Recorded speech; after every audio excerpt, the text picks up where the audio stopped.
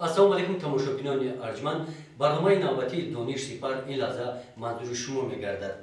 یکی از شکل‌های خرید و فروش آدم البته این استثماری مهنت میباشد و موضوع امروزه برنامه ما نیز با همین موضوع با همین شکل خرید و فروش آدم نزدیکی دارد.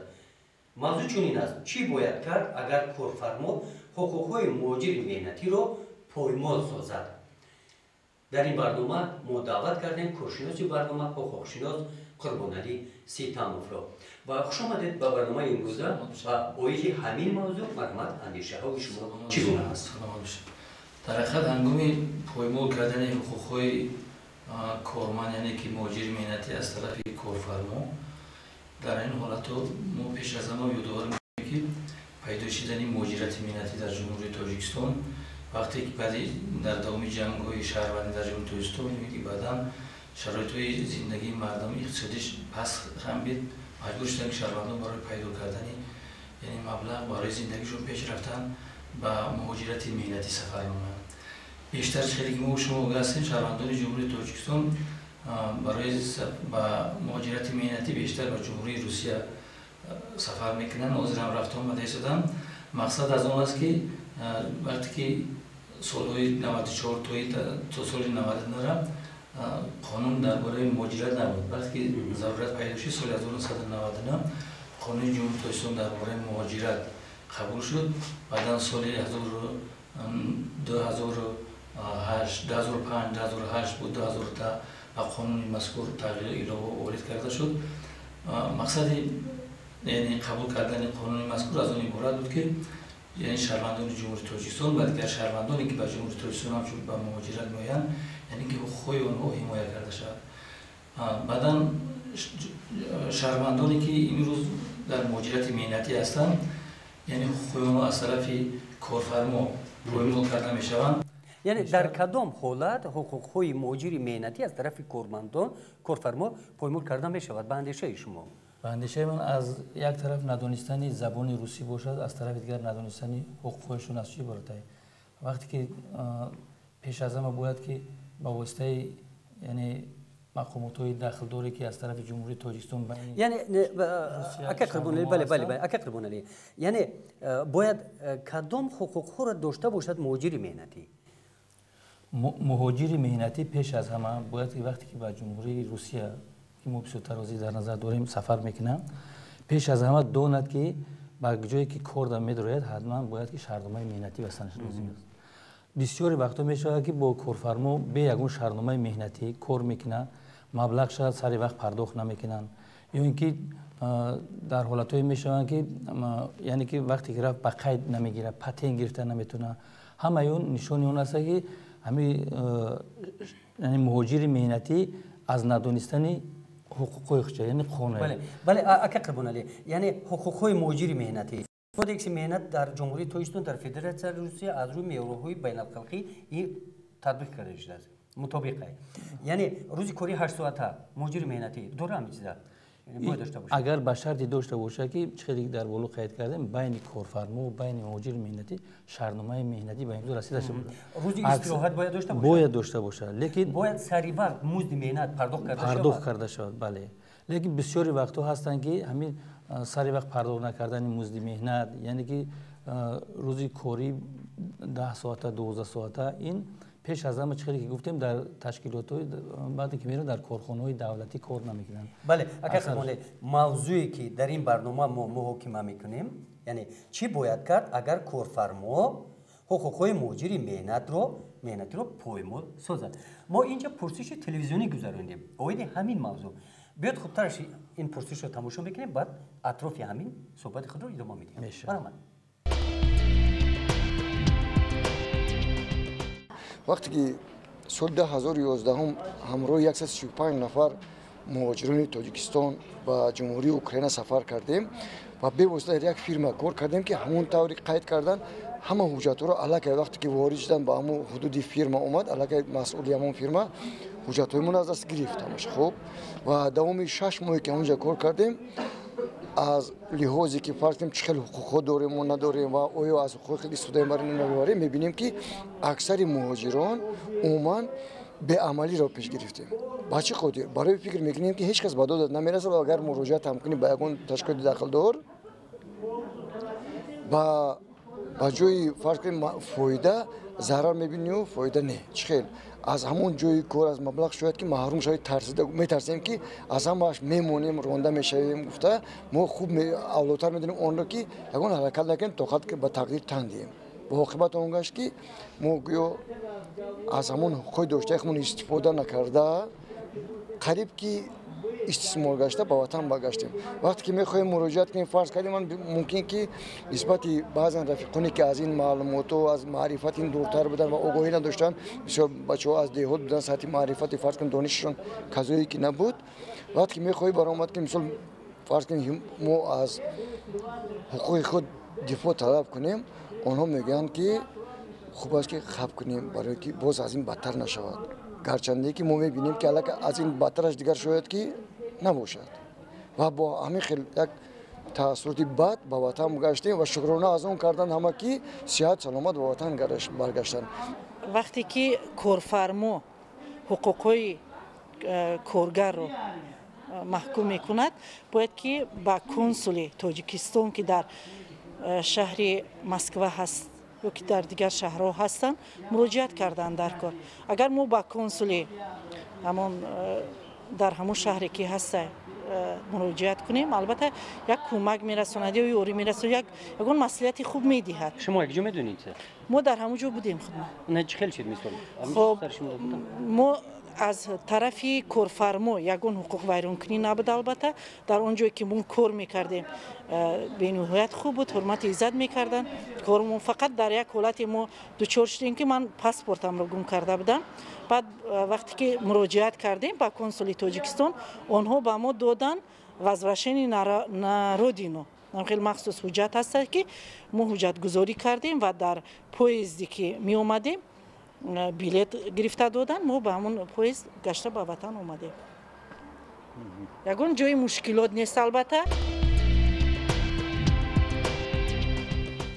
خب مرحمت اطراف همین پرسش شما چی گفتن؟ در حقیقت نوروی که ما دیدیم شهروندان هستن که در مهاجرت مهنتی بودن و با مشکلات دچار شدن. پیش از همه ما همین رو گفتنی هستیم که بین یعنی خویشون پایمال شده گیرن. همین رو گفتنی هستیم که این زمان بسیار بین جمهوری تاجیکستان و بین فدراسیون روسیه و دیگر دولت‌هایی که شهروندان ما مهاجرت رفت آمد دارن سازشنامه و اعلامیه و اوید مهاجرت قبول شده که اگر شهروندان ما خودشون بدونن از همین قانون و یعنی سندهای معیاری حقوقی ما گپ زدیم با خبر باشن میتونن که خودشون حمایت کرده توانن. و غیر از این در شهر مسکو مرکزی اطلاعاتی یاری حقوقی و ایده فهماندن قانون ها هستند که در اونجا سربری میکند مرکز رو گوهر جورایوا زنی تاجیک هستند که 6 تا حقوقشناسا در اونجا کار میکنن. مقصد از مرکز یعنی رسوندن یاری حقوقی نه بلکه به مهاجران تاجیک بلکه به دیگر شهروندانی که سابق جمهوری شوروی که یازی شهروندان سابق شوروی جمعیت‌های تاجیکو هستند در خارج کشور. جمعیت تاجیکان و کنسولگری خوی کسبه در دیگر شهرهای کلان روسیه عمل میکنند. آنها میتونن که با واسطه همین مرکزها با شهروندان با مهاجران مهنتی ما دیاسپوراهای تاجیک. بله با هستن حالت‌هایی هستن که اگر رفت همیش مهاجران مهنتی که خودشون ویران میشوند به همین مرکزی که چه گفتیم در شهر مسکو و دیگر شهرها هستن مراجعت کنن، مرکز به طریق رایگان یاری حقوقی رسانده به همون کارفرما به همون کارفرمایی که حقوقی مهاجر ویران کرده است به طریق خطی مکتوب مینویسه که مقامات و مقامات پروکراتورای میلیسای کجای حقوقی ویران شده مکتوب نوشته در دوام 10 روز میپرسند که اوید ویران شدن حقوق شهروند که مهاجرت مهنتی در رفتگی شهرنامه‌اش اجرا نشده سر وقت مبلغش پرداخت نشده یا که از طرف پلیس غیرقانونی بازداشت شدگی همین را برطرف کرده شود. اگر خود مهاجر مهنتی شخصا با مقامات حفظ حقوق فدراسیون روسیه خیلی برای پایمال کردن حقوقشون میتونن مراجعت کنن. ما خیلی گفته گفتیم که مرکزها هستن. این مرکزها به خاطری هستند که بغیر از این با هستند که اصول تشکیلات بین المللی هستن مرکز هستن که به طریق رویگون در شهرهای روسیه به مهاجران مسلکی رو داده میتونن یا کمک رسوندن میتونن که شهروندای ما از این چیز بیخبرن.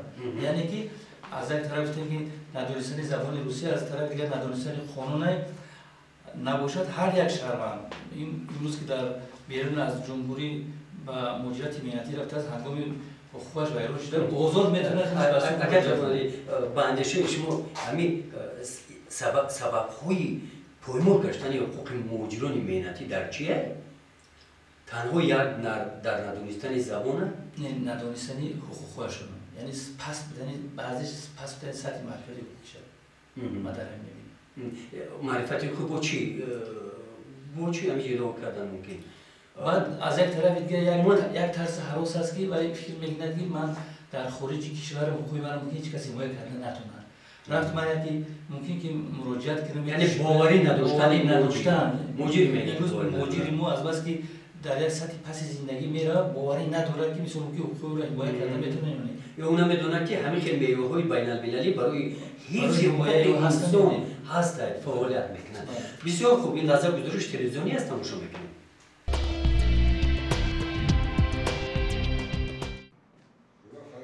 جناب مرادوف ساکن ناحیه واسه کارمند سود ناحیه واسه است. او مدت 13 سال در مهاجرت مهنتی در فدراسیون روسیه قرار داشت. سال اول مهاجرت جورابک با مشکلات دچار آمده است. از طرف کارفرما حقوقهایش پایمال کرده میشد. حق مهنتش را گرفته نمیتوانست. وقتی کمی خیلی درستی گفت رفتیم زورا و تولد کردیم سمو ما نمیدونستیم در کجا بریم کی با کی مراجعت کنیم. انا خیلی گفتیم بچه‌های با هم پسردنیکایی که ما را همی میانروایی که همین کارو در ما را برد دادن او را زورا کردیم. خلاصه که سمو نگرفتیم برای که حقوق خودمون که نمیدونستیم نگرفتیم سمونا به سمو 5 ماه 6 ماه همین خیلی میشد که کار میکنی سمو نمیتون به سمو برای میریم. با گذشت سالها در مهاجرت جورابک شخصی کاردیده گشت. درباره حقوق و منفعت‌های مهاجر مهنتی معلومات پیدا نمود. حادثه هم شد که برای گرفتن حق مهنتشون آنها کارفرما را به سود کشیدند. بود همین حالتایی بود که در فدراسیون روسیه وقتی که کار کردیم کارفرما حقوق ما را پایمال کرده همین مزد معاش ما را ندادن. هست همین خیلی تشکیلات ها و همین خیلی ارگانیزات‌هایی هست که مثلا ما میتونیم در اونجا مراجعت کنیم. شما کجا مراجعت کردید؟ هست سنتر میگراسیون زاکون در شهر مسکو. خب با راهبری گوهر قندیلونا جورایوا. هست پروفسور ترودیا شخصی میگرانت میگن. خب ما وقتی که با سنتر میگراسیون زاکون مراجعت کردیم همه ارگانیزاسیون میگراسیون زاکون با نام کارفرما خیلی مکتوب نوشت مکتوبی آگاهنامه که شما هم خیلی حقوق شهروندای ما را پایمال کردگین اگر در مدت 10 شبانه روز همین همین پرابلم را اگر حل نکنین یعنی که همین شهروندای ما را اگر معاشش را ندین شما میتونین که با سود پروکراتوره یا خیلی مقامات حفظ حقوق مراجعت کنین. همین خیلی شد که کارفرما سومی ما را داد لیکن همین همش نه 100% نداد. چاستیش نگیم قسمان 10,000 5,000 روبل روسی هم خیلی داد. بر سود مراجعت کردیم در همین وقت. در سود مراجعت کردیم. همین سودبنی پروسس خیلی دراز دوام کرد 9 ماه دوام کرد. خلاصه که ما هم دلار بریدیم. جورابک میگوید برای آنکه مهاجر مهنتی حقوقهای خود را حمایت کرده تواند او باید زبان روسی را داند. یک نفر نه 10-20 نفرها هم خیلی میشن. صدها بچه‌ها هم خیلی میشن. آبش اگر سومش حساب کنن میلیون ها قرضدار میشن فریب میکنن بچه‌های تاجیکان. خیلی بسیار میشه خیلی کارا. خیلی بسیارتر حقوق طرف است اگر همین مسئله تاجیکا همین است که یک پرابلمش همینه که اگر زبان تاجیکی را وقتی که ندونن کارمندای پلیسیا بسیارتر مثلا زبان روسی را اگر ندونی مثلا وقتی گپ زدن معلوم میشد که همون تو چی اندازه همون آدم سواد داره. اگر وقتی که دیدن که سواد سست است زبان روسی را نمیدونی اگر حجتو 100% باشدن میگیرن میبرن عدل برای تفتیش کردن ببینن که همه تمامی باز وقتی پرورکش میکنن پالین فیس به ام وی دی فمس همه لینیو خود پرویرکش میکنن اما خود چون میدونن که این حجت شما درسته نه که از سببی که زبان یکی ندونی بعد یگان خیلی بهانه میوان برای سون گرفتن هست همین خیلی بسیار میشه بچه میرن کار میکنن 2 ماه 3 ماه 5 ماه 6 ماه با یا خودشونه با مثال 2-3 نفر دیگر هم میارن کار ده کاری نازه فایدهش نازه گفتن میان در اونجا کار میکنن خودش سومشان نمیتن با بچه‌ای که مثال آوردگی اوران سومشان نمیتن همشون اثر میکنن او بچه در جمعه در تاجیکستان قرضدار میشوه اکی بچه‌ای که بردگی یا باید سومشان دادن در کره اگر فقط با سود مراجعت کنن با سود در اساس عریضه شخصی که با سود مراجعت میکنن سود همون را حجت را نگاه میکنن بعد خیلی که بچه‌ها هم بسیار اثبات کردنش بسیار مشکله چون که چی نداشتن شرطنامه نداشتن مثال اثبات کردن نمیشه همین شرطنامه داشتن حتما یه شرطی بس یا شرط یک شرطی همین اساسیش همین شرطنامه کاری داشتن با کارفرما جورابک از مهاجرت با معلومات عالی برگشت او با آرزوی دوره کودکیش که میخواست در آینده حقوق شناس شود رسید فاکولته حقوق شناسی دانشگاه دوستی خلق‌های شهر مسکو را با اختصاص حقوق شناس ختم نمود بسیار مشکل برای کارفرما اگر وقتی که شخص اگر حقوق خودش بدونه زبان روسی را ناد بدونه در وقت کارفرما دیگر فریب کردن نمیتونه چون که کودکس حقوق غیرقانونی ماموری فدراسیون روسیه گفته که برای کار کردن چی حجت‌ها در کار اگر مثلا همه اون حجت‌ها ساز باشن همه حجت‌های داشته باشه حجت‌های لازمه که برای کار هست اگر همش باشد در اون وقت مثال فریب کردن نمیتونه جورابک دیگر به مهاجرت رفتنی نیست در سود ناحیه واسه او به حیث یاردمچی شده کار میکند